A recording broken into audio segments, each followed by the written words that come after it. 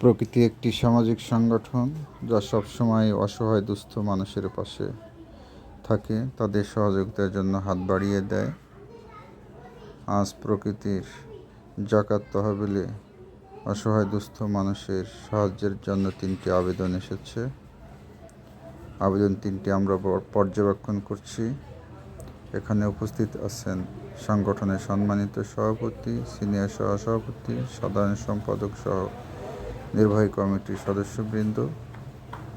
পর্যালোচনা শেষে দেখা গেল আসলে এরা অনুদান পাওয়ার যোগ্য, তাই আমরা নীতিগতভাবে সিদ্ধান্ত নিয়েছি তাদের সাহায্য করার জন্য।